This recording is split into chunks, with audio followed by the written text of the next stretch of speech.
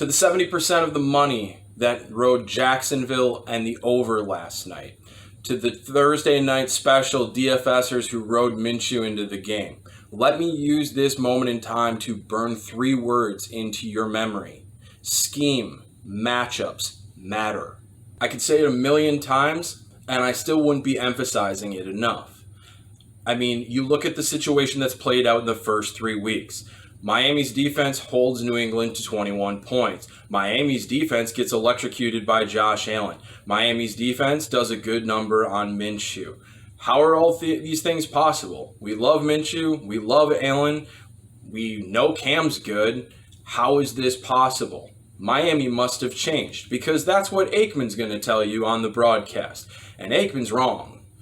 The scheme didn't change. What changed is that scheme matchups matter. At a point in time in the third quarter, Miami did fall into a 5 under 2 deep zone. They were in quasi-prevent because it was 28-7, and they played this regularly between the 20s. But every third and medium, every money down, and every down in the red zone, they were in the same defense as they were against Buffalo. Not exactly. In Buffalo, they were in a press man trail apex defense. Against Jacksonville, they were in an off man trail apex defense. They gave them a 5-yard cushion at the line of scrimmage, and Aikman says this is to prevent them from getting beat deep. And it's not. It's to prevent what Jacksonville has in their offense, that is their bread and butter. Jacksonville's offense includes a lot of West Coast offense staples. You have rub routes, you have clear outs, you have pick plays. And by moving the DBs back 5 yards, you allow those pick plays, rub routes to identify themselves before you pick up your man defense. An apex defense is a zone start into a man pickup. And when you have that off coverage for 5 yards, it's very simple to navigate. It's literally as simple as 1, 2, 3. So if I have trips to the right side and I have 3 wide receivers and 3 DBs, the one closest to the sideline is going to take the route that releases closest to the sideline. The one in the middle is going to take the route that releases to the middle, and the one on the inside is going to release with the route that drags across the field. Very simple. You see it, you chase it, you're in trail, and trail is a phenomenal position to be in when you're playing against a team that's running the routes that Jacksonville ran. Because trail keeps you underneath the inside shoulder. And if you think about it like basketball, it's like fronting the center. You're in position for the ball. And the only time this becomes a problem is when somebody runs out of your region and you don't have a bracket coverage on the front, or if somebody goes over you. Against Buffalo, Miami wasn't worried about these pick plays and trade-off swaps at the line of scrimmage. Buffalo ran a couple of them, but those weren't what caused the problems. They actually transferred those swaps quite well. So by being off man 5 yards off the line of scrimmage, Miami wasn't trying to prevent themselves from getting beat deep. They were just trying to prevent having to sort through more traffic in the Jacksonville offense than they were going to see against the Buffalo offense. And this immediately put Minshew in a bad spot. This is going to take away those short and intermediate routes. This is going to make him challenge them down the field. And that's simply not who Minshew is. From the start, we have had Minshew rated as a quarterback who was a good backup to a borderline starter. We have said that he is Case Keenum, but a little bit better. And a lot of the love for him is because, well, he's just cooler than Case Keenum. Because coming out of nowhere, his Uncle Rico swagger, it just made him a darling from the start, and people started to overvalue him immediately. But he has a limitation, and that's his arm. His arm is borderline for NFL standards. And when we wrote up the profile on him when he came out in the draft, we were critical of this. And really what it came down to is his mechanics from the shoulder down are useless. He doesn't turn his hips because he has too wide of a base. He doesn't step into the throw. He wastes a whole lot of torque. And you can get away with that if you have an arm that's a cannon like Russell Wilson and you're able to keep yourself alive in the pocket like no one else can, like Russell Wilson. But that's a gigantic negative and a limiting factor to overcome. I've said from the start, when he fixes his mechanics from the shoulders down, wake me, because then I'm going to be interested in Minshew. But until then, Case Keenum plus, nobody's excited about that. And you look in this game, and it really tells you that story. Why didn't Jacksonville just do what Buffalo did? It worked for Buffalo, it'll work for them. Well, we saw it in the fourth quarter. Minshew was on the 42, he dropped back to about the 34, and he threw it to the other team's 30-yard line. That's 36 yards in the air. That ball hung and dragged and finally came down, giving the safety plenty of time to come over and take it away. See, Minshew and Allen are polar opposites. Minshew has the progressions, the rhythm, the timing. Allen has the raw, natural traits. He has the big arm. He can challenge different windows in a defense. Minshew has to dink and dunk you to death. So despite seeing this massive breakdown in the Miami defense the week before, the arrow wasn't in Jacksonville's quiver. They didn't have a quarterback who could pull it off. So Jacksonville did what their quarterback can do, which plays into Miami's defense. Scheme, matchups matter. The simplest form of communication for Miami's defense to pull off was what Jacksonville could attack. They didn't push them down the field because they couldn't push them down the field. Miami wasn't trying to stop them from getting deep. They couldn't get deep.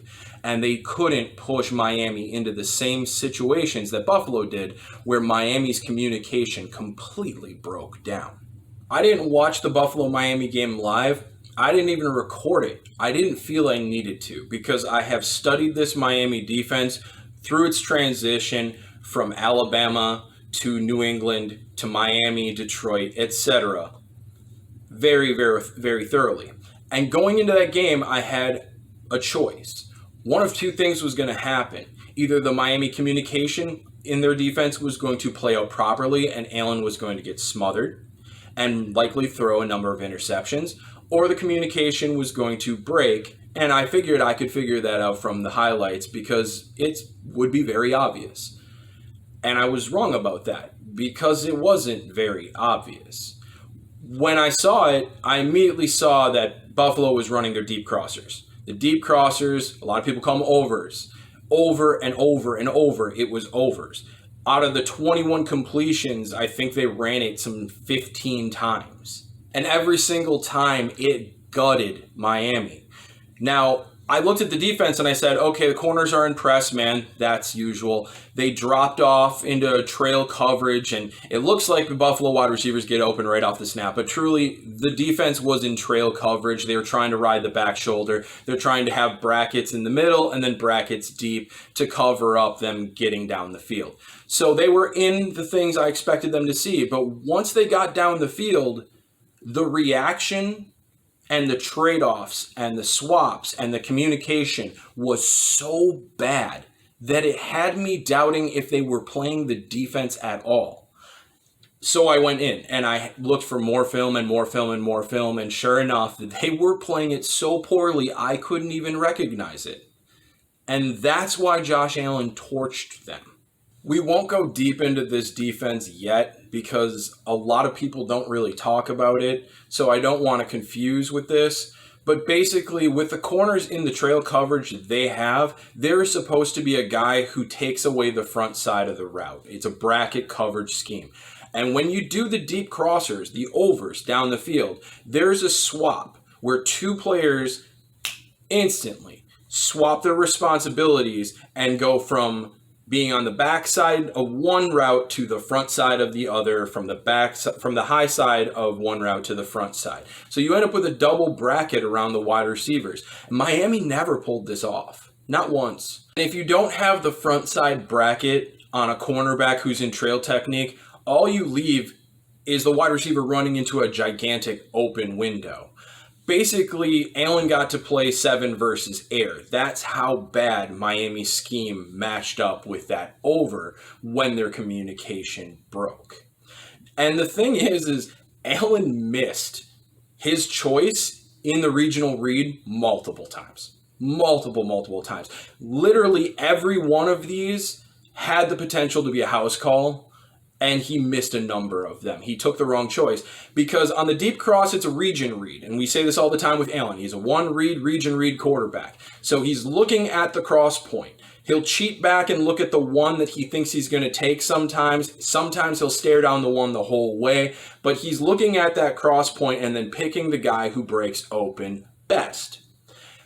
And there was one play that he saw the pick play work, the front side bracket hit the pick, and 3 DBs ended up on this wide receiver, all out of position. And 1 DB was in trail on this wide receiver, so far behind him that that guy was gone, and he still picked the triple coverage. And it worked because Miami was in such poor position that triple coverage was still open, but the other one was a touchdown. And to his credit, when Dabble saw them mess it up once, he just kept hitting them with it over and over again. Multiple different looks at the same play over and over and over. It was overs. Does this make Josh Allen a good quarterback that a coverage is blowing their assignments constantly and everybody's standing wide open? No, it doesn't. I'm sorry. 400 yards passing when you are throwing passes to guys who are wide open because the coverage has no idea what they're doing. That's credit to the offensive coordinator for seeing it. It's credit to the offensive coordinator for going back after it. And that's a lot of credit given to the horrible Miami exchanges on that specific route. Josh Allen didn't have to do a whole lot. Sorry, but it's the truth. All he had to do was let his big arm attack gigantic windows there for the taking. That's it. One read, pick an option. Even if you pick the wrong one, it'll be fine. You got a big arm, you can throw it to it. And Miami's that badly out of position. But I did notice something with Josh Allen in this game. I had brought it up in my Josh Allen video. I had stated that it looked like he might be trying to take a little bit of the tax off his arm when he's attacking down the field. I cannot say this definitively, but you've seen it a number of times already this season. You saw it when he had the big windows against Miami. You saw it on the RPO choice route that Beasley took up the seam. He took something off the ball. He gained accuracy and lost velocity on it because, well, they were layups, and he didn't want to miss a layup. Now, I don't know if this is something that is going to be used because it's a layup and he wants to gain more accuracy and not miss a big throw, or if this is actually a change. And if this is actually a change where he's trying to take something off the ball to be more accurate down the field, you have to understand that there are drawbacks to this as well. And that's sometimes when quarterbacks make this change, they don't understand that by taking something off the ball, the windows are going to shrink. So there are going to be less windows that he can hit downfield without putting the ball in harm's way. But there's going to be more passes that are accurate. There were a higher number of deep balls that were perfect. There were a higher number of deep balls that were at least body accurate that allowed the wide receiver to make a play. There were far less erratic deep passes from Josh Allen on the first 2 weeks, even though there was really only one in the Jets game, and then there was a number of them in the Miami game. The question we have going forward, and something we have to watch, is he doing this on layups only, or is this something he wants to do on every deep ball? Because there is a drawback, and we have to see if he understands that drawback. If he doesn't, interceptions are going to come. If he does, then there's going to be more throws that he attacks downfield the way he used to, which will be inaccurate. To bring this all home, Miami didn't change their defense.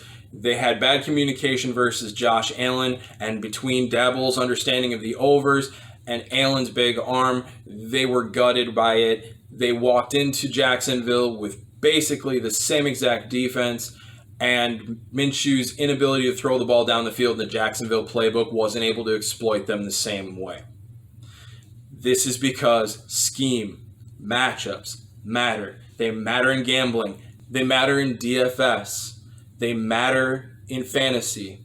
They matter on your optics of a player, because a player can stumble into 3-4 weeks against the matchup they want to see, only to find the 5th week where they run into the one they don't. And then all of a sudden there's a dud, and you're like, oh, well, that's fine because it's just a bad game. That was limitations being exposed. It wasn't just a bad game. So you can't overvalue players when they're in a good matchup or undervalue players when they find a string of bad matchups. That's how the polar ideas get spread around the media. That's how people get these wild swings in player value when those players' value don't change. They just play opponents that take away what they do best, or they play opponents that can't take away what they do best. But I'll say it again, system matchups matter. And it is a core principle in our gambling. It is a core principle in our DFS evaluations. And this is something that we are going to be using and showing you more of as time goes on. So make sure you go down below and subscribe, because I don't know of a lot of people doing this. And that's a shame, because it matters a great deal.